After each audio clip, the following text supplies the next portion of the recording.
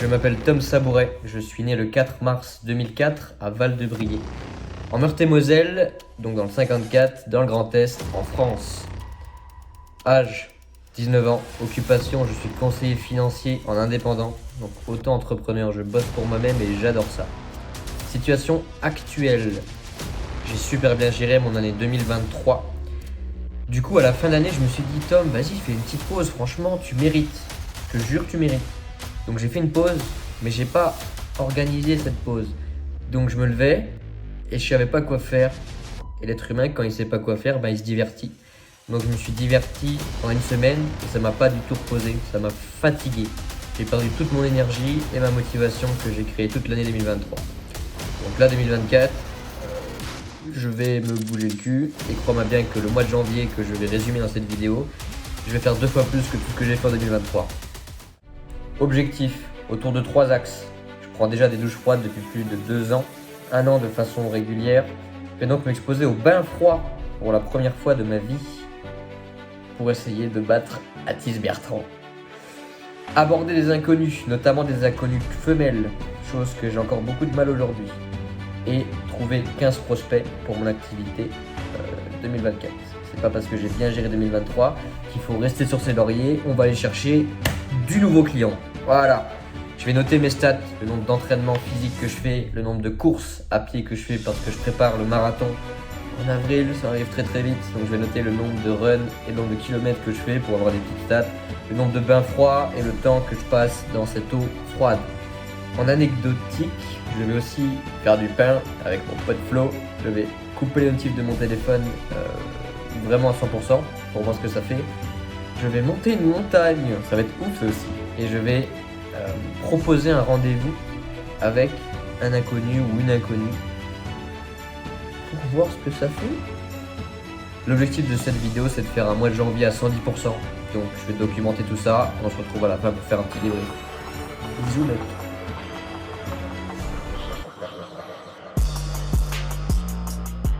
« 30 jours après, qu'est-ce que ça a donné ?» Expérience numéro 1, couper les notifications totalement. J'ai eu une sensation de calme qui faisait énormément de bien. Je me sentais pas en fait submergé par les infos, mais j'allais chercher les infos que je voulais, tout simplement. Donc c'était vraiment une sensation de calme et je pense que ça va être une habitude facile à conserver et on se rend pas compte du bien que ça fait tant qu'on l'a pas essayé. Donc un vrai game changer. Expérience numéro 2, escalader une montagne. Comment ce fut-ce ? Ce fut incroyable. Je vais donner 3 chiffres. 10 heures de marche, 1500 mètres de dénivelé, 13 km. 1,3 km par heure. C'est drastiquement lent. Ça s'explique parce qu'il y avait énormément de neige, énormément de dénivelé. Et on a chié quoi. Ce fut incroyable. Les paysages, le calme de la nature, c'était apaisant n'est pas un mot assez fort. C'était vraiment rocambolesque. La neige, ça a rendu l'expérience encore plus folle parce que on dépensait beaucoup plus d'énergie physiquement et mentalement pour pouvoir avancer. Et ça nous a offert aussi d'expériences sympathiques. La glissade, on a descendu, on a galéré pour monter, on a mis des heures et pour descendre ça a pris 30 minutes parce qu'on a descendu en glissant sur le cul et c'était incroyable. On a pioché, donc on était 4.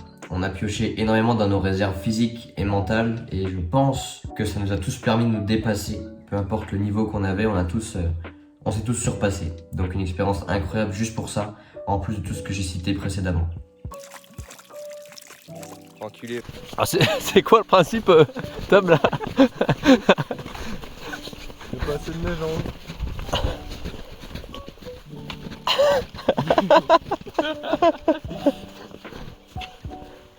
Tu veux jusqu'à où comme ça? Jusque là. Le mois de janvier 2024 était un mois de rebootcamp. J'avais expliqué ce que c'était dans ma précédente vidéo. Donc j'avançais chaque jour avec un tracker, le matin avec différentes habitudes. La première, simplement s'exposer à la lumière du jour, faire son lit, faire 30 pompes, douche froide, 10 minutes de méditation. Pendant la journée, pas de drogue, donc associé à la drogue, l'alcool, la cigarette, les réseaux sociaux. Les habitudes du soir étaient de ranger mon lieu de vie, d'accord, de ranger le champ de bataille pour pour pouvoir recommencer la journée d'après dans un environnement ordonné tout simplement. Planifier la journée du lendemain, 15 minutes de souplesse pour relaxer son corps, son esprit et se préparer tout doucement à aller dormir. Éteindre son cellulaire portatif et remplir le dit tracker. Pendant les différentes semaines, on avait aussi le choix de se fixer des habitudes personnelles. Semaine 1, j'ai fixé la lecture et me faire un nouveau contact par jour. Semaine 2, j'ai rajouté danser sur une musique et le brossage de dents de façon plus régulière. Parce que le matin, j'avance en jeûne intermittent et parfois je sautais le brossage des dents du matin. Donc l'idée c'était vraiment de faire matin, midi et soir. Semaine 3, j'ai rajouté un nouveau contact. Donc j'étais à 2 contacts par jour. Journaling, donc écrire simplement, me poser, écrire sur mon petit journal de bord ce que j'ai ressenti pendant la journée, ce que j'ai fait, les expériences qui tout simplement marquaient ma journée. Et semaine 4, j'ai ajouté gratitude et bain froid. Et le bain froid, tous les jours, ça casse les pieds. Donc le bain froid sur le mois de janvier, c'était un de mes principaux objectifs. C'est vite devenu facile, je pensais que ça allait plus me demander d'efforts que ça. Au final, je me suis très vite adapté parce que j'essayais pas de lutter contre le froid, juste d'accepter la sensation. Et je pense que j'ai bien fait d'avoir cette attitude mentale là. Du coup, je me suis très vite adapté et quand j'étais dedans, j'avais la pêche et c'était cool. J'arrivais à me perdre dans mes pensées, donc je pense que à ce niveau-là, ça va. J'ai essayé en musique, c'était aussi quelque chose d'assez cool tout simplement. Je me suis tapé une méga barre. Donc j'ai fait 13 bains. D'accord, sur les différents jours du mois de janvier, pour un total de 118 minutes dans cette eau froide. J'ai jamais mesuré la température, mais je pense qu'on est largement en dessous des 10 degrés, parce que c'est de l'eau de rivière, tout simplement. Ça fait 7 minutes. Ça déjà? Généralement, quand elle est plus large que longue, c'est qu'il faut sortir. Et ma meilleure perf, j'ai tenu 31 minutes dans l'eau, dans mon petit lavoir. Donc j'avais missionné des potes à moi pour, si jamais il m'arrivait malheur, pouvoir s'occuper de moi. Et du coup j'ai fait 31 minutes et je suis pas peu fier de ce résultat. Une anecdote un peu drôle, un jour quand j'allais ou je revenais, je ne sais plus, j'ai croisé 2 vieilles dames dans mon village qui m'ont dit « Mais c'est toi le petit jeune qui va te mouiller dans le lavoir tous les jours ?» Bah oui, effectivement. Tous les jours vous faites ça? Tous les jours, je me baigne. Une fois, ouais. Une fois par jour? Une fois par jour. C'est pour le Tu vas mental. faire Koh-Lanta, alors tu peux faire Koh-Lanta. Ça marche. Bonne journée, mesdames. Allez, bonne journée. Conclusion, les gens aiment beaucoup parler. La deuxième semaine du mois de janvier, je suis monté à Lyon, d'accord, pour le travail et pour la randonnée dans la montagne, à la base. Je suis indépendant, mais je travaille avec beaucoup de personnes partout en France. Et à Lyon, on a des bureaux physiques, un gros centre de bureaux, donc on se retrouve plusieurs fois par an là-bas pour faire le point, se retrouver, créer du lien, travailler, échanger sur des projets en commun, etc. Donc c'était vraiment une semaine plus que productive et efficiente. Et du coup, on combine à chaque fois avec des petites activités comme le bowling ou la montagne, etc., etc. Beaucoup de randonnées. On est des gens, on aime beaucoup faire de la randonnée. D'ailleurs, je pense que je vais aller vivre quelque temps à Lyon. Je ne sais pas quand, sûrement à partir du mois d'avril. Quelques mois, je n'ai pas encore défini quand, mais l'idée ça serait d'aller vivre à Lyon pour goûter justement quotidiennement à tous les avantages que je trouve là-bas. Donc un environnement plus que positif qui te tire drastiquement vers le haut parce que du coup tu es plongé dans l'énergie, dans un cercle d'indépendants, donc il y a une énergie qui est folle. Mes compétences sociales elles vont fortement évoluer et je vais devoir faire preuve de plus d'autonomie, notamment au niveau de la nourriture. Parce que ici je ne cuisine pas, voire pas du tout. C'est mon petit frère qui me nourrit. J'aurai une pression financière en plus, j'ai noté ça aussi, donc ça sera un truc pour me bouger le cul. Et puis j'aurai beaucoup plus d'expérience, comme j'ai dit, avec la rando, la nature, etc. Et Lyon c'est un peu un épicentre au final, donc il y a la Suisse pas loin, l'Italie, la montagne, la mer. En fait on est à 2 heures d'à peu près tout. Et ça je trouve ça assez cool pour multiplier justement les expériences. J'ai fait de la boxe aussi sur Lyon avec un pote que j'ai rejoint là-bas, Monsieur César. On s'est dit vas-y let's go, on va essayer la boxe pour voir ce que c'est, pour goûter à ce sport, découvrir. On s'est inscrit pour 3 séances, au final on en a fait que 2 parce qu'on a eu un imprévu temporel. C'était cool, franchement c'était cool. Et je pense que si je retourne à Lyon, je ferai de la boxe régulièrement. Je m'inscrirai à un club de danse, j'ai toujours voulu apprendre à danser, donc ce serait l'occasion. Un autre axe que j'avais sur ce mois de janvier, c'était d'aborder des inconnus Justement sur Lyon, j'en ai abordé 3.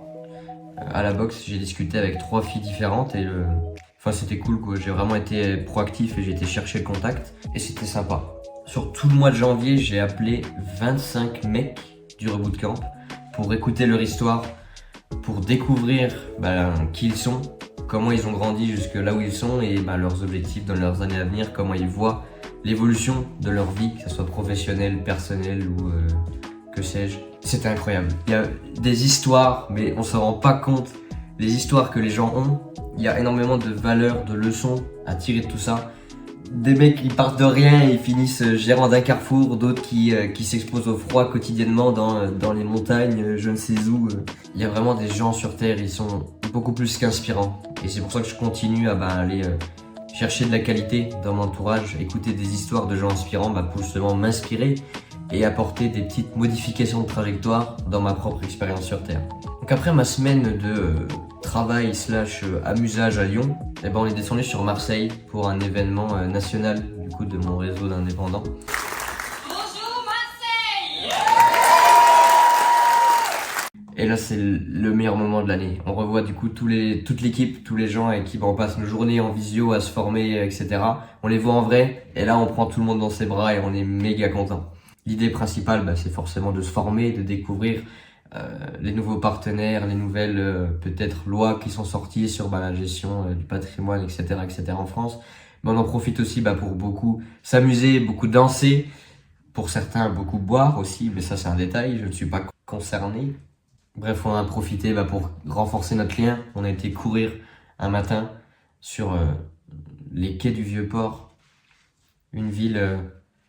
On n'a pas eu l'occasion de beaucoup visiter, mais franchement, Marseille, il faisait super bon. Putain, sa mère, je viens de Metz.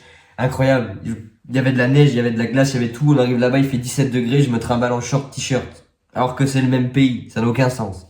Autre chose que j'ai noté, ça c'est une petite stat que j'ai calculée pendant le mois de janvier. J'ai investi 11 000 euros en moi-même. C'est-à-dire en livres, tout ce qu'on peut voir ici, en formation, en séminaire, enfin toutes les choses où j'ai payé pour avoir accès à de la connaissance, développer des compétences. J'ai investi 11 000 euros depuis du coup 2021-22. Enfin en 3 ans en gros j'ai investi de 11 000 euros. Et je trouve ça incroyable comme chiffre. J'ai 19 ans, bientôt 20. Et j'ai investi 11 000 euros en moi-même. Qui fait ça? Personne. Je trouve ça vraiment incroyable. J'ai acté ma mission pain aussi avec mon pote Florian Paquet. On a fait du pain burger. Et on s'est fait kiffer quoi. C'était cool, c'était bon et on a passé un bon moment. Bref, mon mois de janvier était méga productif en termes d'action et d'expérience. Je remercie les membres du coup du Rebootcamp avec qui j'ai partagé tout ça, d'accord. J'espère, là on va se revoir du coup au mois d'avril pour faire le marathon à Paris, une petite douzaine d'entre nous. On va se retrouver sur Paris. J'espère qu'on aura l'occasion de refaire d'autres choses. J'aimerais bien faire une Spartan Race, quand je ne sais pas, mais s'il y a des mecs qui voient cette vidéo et qui sont chauds, on va organiser ça. Que ce soit un challenge sportif ou une collaboration professionnelle, j'en sais rien en fonction de votre activité. L'idée c'est de continuer à collaborer parce que des mecs de qualité, c'est rare, d'accord? Et il faut persévérer ce lien qu'on a créé durant ce mois de janvier. Merci aux mecs de mon groupe. Thomas, pour ton histoire incroyable, ton parcours de fou furieux en médecine. Tu rajoutes au monde un exemple supplémentaire que peu importe qui on est, d'où on vient, on peut péter les scores. Bien joué mec. Merci à Gabriel pour tes histoires, tout aussi plus lunaires les unes que les autres. Merci pour ce que tu as partagé avec nous en fait, c'était lunaire. Donc c'était vachement axé sur la partie séduction, ça fait bizarre de dire ça, séduction. Enfin en gros le partage de ses expériences avec les dames. Moi je pense qu'il faut vraiment profiter. En gros, il faut profiter jusqu'au moment où tu trouves vraiment la bonne. Genre. Mais faut pas se dire, ok, j'attends la bonne, du coup je teste pas. C'est comme si un joueur de foot, il dit qu'il veut être meilleur, il va pas aux entraînements parce qu'il a peur de rater. Ah, frère, c'est quoi cette histoire? Genre, t'essayes et ça marche pas, tu vois. Putain, il a tout dit. Après, une chose que je retiens, c'est juste la phrase do it for the plots, fais-le pour la blague. Tente. Si tu te foires, t'auras une blague à raconter à tes potes. Et si ça se passe bien, imagine, tu tentes, ça se passe bien. Et puis il faut que j'aille en colonie de vacances aussi, ça a l'air incroyable. Merci à Clément pour ta bienveillance et tes explications sur le domaine du vin. Igor pour ton esprit critique. J'adore en fait comment tu réfléchis mec, d'accord, je te le dis ici. j'ai observé ta façon de questionner les autres membres du groupe pour apprendre à mieux les connaître et je m'en suis inspiré. Donc merci beaucoup d'avoir été toi, quoi. Et merci à Nolan aussi, t'es arrivé en cours de route, on a peu discuté, pourtant tu m'as rappelé des choses qui étaient essentielles. Un mec super inspirant, merci beaucoup Nolan. Le mois de janvier est fini, je vais clairement pas faire une vidéo comme ça tous les mois, parce que ça demande énormément de travail. L'idée c'était juste de faire un gros point sur le mois de janvier pour avoir un mois entre guillemets de référence, avec des statistiques et une preuve vidéo que quand on veut, on peut faire un mois à 110%. Les prochaines étapes, c'est tout simplement ma délocalisation à Lyon. Je sais pas encore quand, je sais pas encore combien de temps, mais c'est sûr que je vais aller faire un tour. La reprise de contact avec du coup les mecs du Rebootcamp, parce que je peux pas en rester là. Il y a encore énormément de choses à apprendre et à tirer de ces mecs-là. Et l'expérimentation de la boxe. Bref, gros bisous, prenez soin de vous, et moi je continue à grind. Atis, tu t'en doutais, j'ai relevé le défi. Il n'y a pas toute la vidéo parce que j'avais pas le matériel, mais tiens sur mon honneur et tout ce que tu veux que j'ai fait les 30 minutes passées. Je te remercie pour ce challenge et je te fais des gros bisous.